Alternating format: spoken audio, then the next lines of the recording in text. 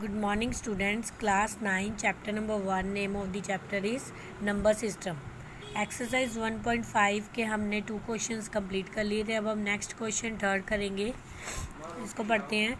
Recall pi is defined as a ratio of circumference of a circle to its diameter d, that is pi is equal to c by d.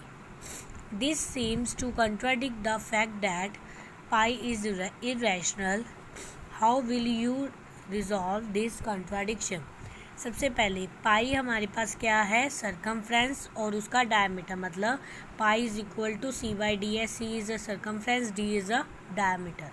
ठीक है, हमें बताना है कि जो हमारे पास पाई होगा वो इरेशनल है कंट्राडिक्ट के थ्रू।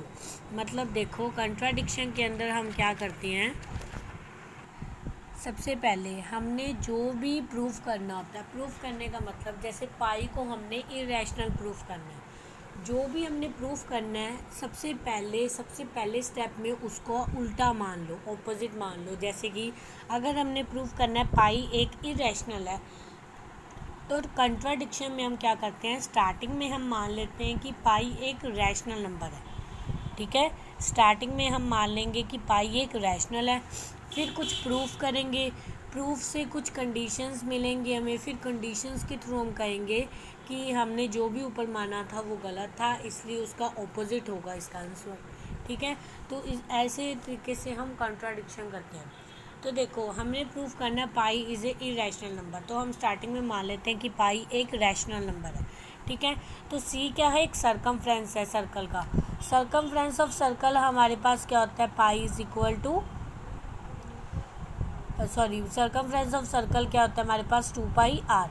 तो C is equal to 2 pi R. ठीक है, C is equal to pi multiply 2r। 2 multiply R मतलब रेडियस का डबल। जब हम रेडियस का डबल कर देंगे तो वो डायमीटर बन जाएगा। तो C is equal to pi into D. तो पाई की वैल्यू क्या आ गई, सी अपॉन डी। ठीक है, वही जो हमने निकालना था। अब देखो, वैसे हम कहते हैं कि सी अपॉन डी मतलब पी अपॉन क्यू की फॉर्म में है, तो जो भी पी अपॉन क्यू की फॉर्म में हो वो हमारे पास क्या होता है, रैशनल नंबर होता है। ठीक है, बट हमने पढ़ा हुआ है कि पाई क्या है, एक इरेशनल नंबर है। ठीक है, तो हम लिखेंगे सी अपॉन डी के अकॉर्डिंग तो देखा जाए तो पाई एक रैशनल नंबर है। ठीक है, so it contradict the fact that pi is irrational. बस कंट्राडिक्शन से हमें पता है कि पाई एक इरेशनल है। जैसे हमें कईयों की प्रॉपर्टीज़ पता होती है, तो एक तरह से यहाँ पे हम प्रॉपर्टी बता रहे हैं कि हमें पता है कि पाई एक क्या है, इरेशनल नंबर है। पाई इरेशनल नंबर कैसे हुआ, क्योंकि वो non terminating non repeating decimal है। ठीक है, नॉन टर्मिनेटिंग नॉन रिपीटिंग जो होता है ना, नॉन टर्मिनेटिंग रिपीटिंग डेसिमल, वो हमारे पास रैशनल होता। जब होता है नॉन टर्मिनेटिंग नॉन रिपीटिंग, तो वो इरेशनल होगा। तो हम कह देंगे कि पाई तो एक इरेशनल नंबर है, तो हम कहेंगे आवर सपोजिशंस वर रॉन्ग। जो भी हमने सपोज किया था वो रॉन्ग था, इसलिए हम कहेंगे hence pi is a irrational number. तो हम कह देंगे कि पाई क्या है, एक इरेशनल नंबर है। ठीक है, बस हमने स्टार्टिंग में उसका ऑपोजिट मानना है, फिर उसकी कंडीशंस बता के उसको सही प्रूफ करना है। ओके, नेक्स्ट हमारे पास फोर्थ क्वेश्चन है, represent point 9.3 under root on the number line.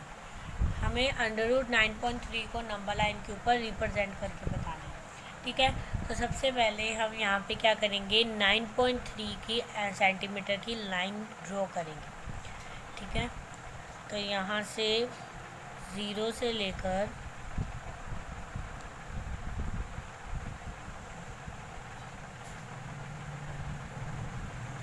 9.3 तक।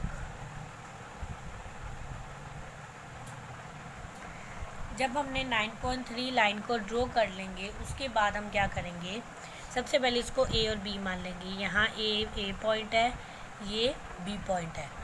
ठीक है, उसके बाद ये हमारे पास लाइन होगी 9.3 सेंटीमीटर की। फिर हमने इस पॉइंट्स जितनी भी लाइन खींची है उससे 1 सेंटीमीटर लाइन और खींच देंगे, 1 सेंटीमीटर लाइन और खींचेंगे।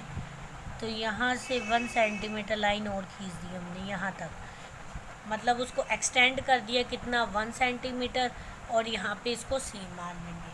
ओके। उसके बाद हम क्या करेंगे, ये कितनी थी 9.3, अब टोटल कितनी होगी 1 ऐड करके 10.3।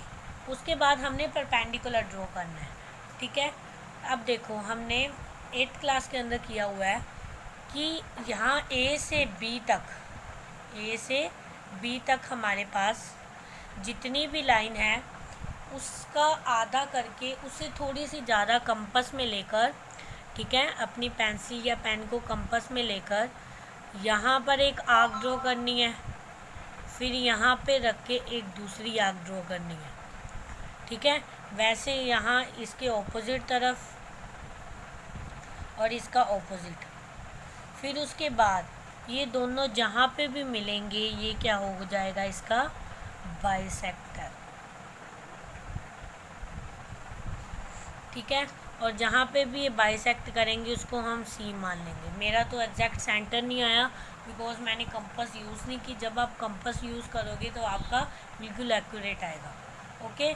उसके बाद अब देखो हम क्या करेंगे, इस ए से लेके यहाँ सी तक ये हमारे पास क्या बन जाएगा, एक रेडियस बन जाएगा, ठीक है।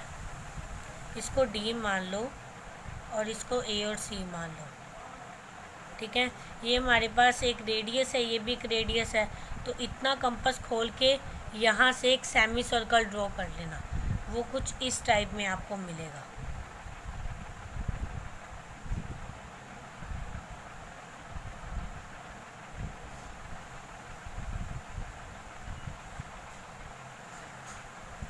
ठीक है, पहले दोबारा समझ लो। सबसे पहले हमने 9.3 लाइन सेंटीमीटर ड्रॉ की, फिर उसके बाद 1 सेंटीमीटर और ड्रॉ की। उसके बाद हमने क्या किया, ए से लेके सी तक का जितना भी डिस्टेंस है उसका हाफ लिया, उससे हाफ से थोड़ा सा ज़्यादा लेकर एक यहाँ आर्क लगाई, एक सी पॉइंट पे रख के एक यहाँ आर्क लगाई, फिर एक नीचे आर्क लगाई और यहाँ ए से पॉइंट से यहाँ आर्क लगाई। जितने डिस्टेंस से यहाँ लगा रही उतने डिस्टेंस से ही यहीं लगाना। फिर बीच में लाइन में एक बाइसेक्टर ड्रॉ कर दिया, ठीक है। इस पॉइंट को हमने डी मान लिया। अब ये क्या बन गया, इसका रेडियस, तो यहाँ से यहाँ तक का मेज़र करके इस डी पॉइंट पे रख के यहाँ पे एक सेमी सर्कल ड्रॉ कर देना है, ठीक है। अब हमने इस बी के ऊपर परपेंडिकुलर ड्रॉ करना है। अब देखो जब हमने इस बी के ऊपर परपेंडिकुलर ड्रॉ करना है तो वो ऐसे हो जाएगा ड्रॉ, ठीक है। तो ये हमारे पास परपेंडिकुलर ड्रॉ हो गया। अब हमने क्या करना है, यहाँ पे कंपास रख के यहाँ तक का जितना भी डिस्टेंस है बस उतनी कंपास खोल के वो जहाँ पे भी मीट करेगा वो हमारे पास क्या होगा, 9.3 का अंडर रूट, बस, ठीक है। वो हमारे पास क्या होगा, 9.3 का अंडर रूट। ओके स्टूडेंट्स, तो ये कंस्ट्रक्शन थी। आगे उसकी थ्योरी जो है वो मैंने यहाँ पे लिख दी है। ओके स्टूडेंट्स, तो ये हमारे पास क्वेश्चन नंबर 4 था।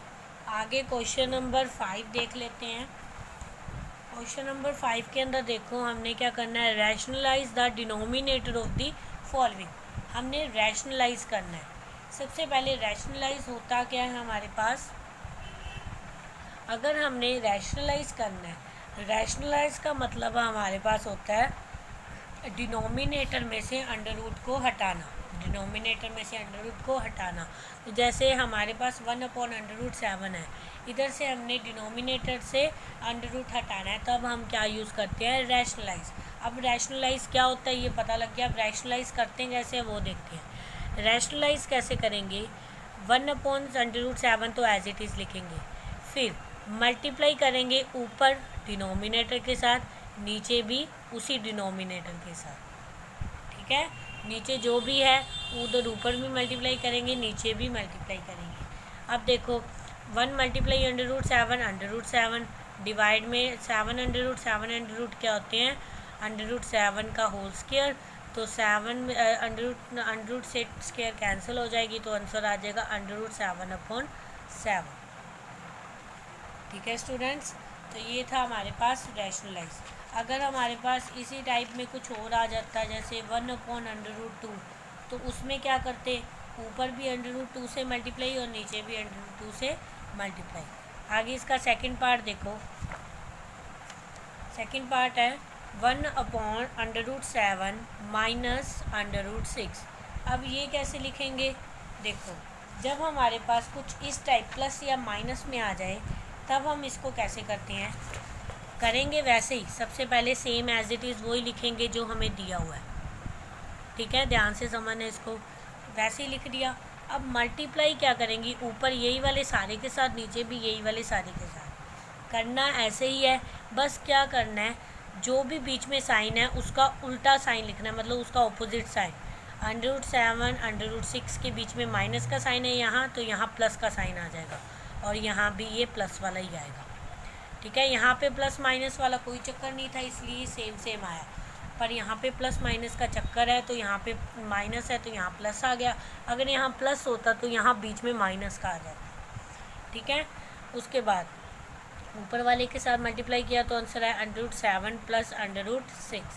नीचे वाला देखो, हमारे पास क्या टर्म बन रही है, a minus b, a plus b, तो ये क्या होता है हमारे पास a² माइनस b², मतलब √7 का स्क्वायर माइनस b का स्क्वायर, मतलब √6 का स्क्वायर।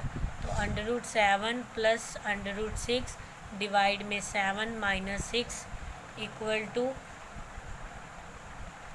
√7 प्लस √6 डिवाइड में 1, डैट मीन्स आंसर आ गया √7 प्लस √6। ओके स्टूडेंट्स, तो ये था हमारे पास क्वेश्चन नंबर 2। आगे क्वेश्चन नंबर 3, 1/√5 प्लस √2, और क्वेश्चन नंबर 4 1/√7 माइनस 2, ठीक है। तो इसको हमने रैशनलाइज करना है, तो ये आप अपने आप कर लेना दोनों क्वेश्चंस, ठीक है, बिल्कुल वैसे ही जैसे हमने इसके 2 पार्ट्स अभी किए हैं। ओके, बस ध्यान रखना इधर कि यहाँ प्लस का है तो रैशनलाइज करने पे बीच में माइनस आ जाएगा, और यहाँ पे माइनस का है तो रैशनलाइज करने पे ऊपर नीचे प्लस का आ जाएगा, ठीक है स्टूडेंट्स। Thank you.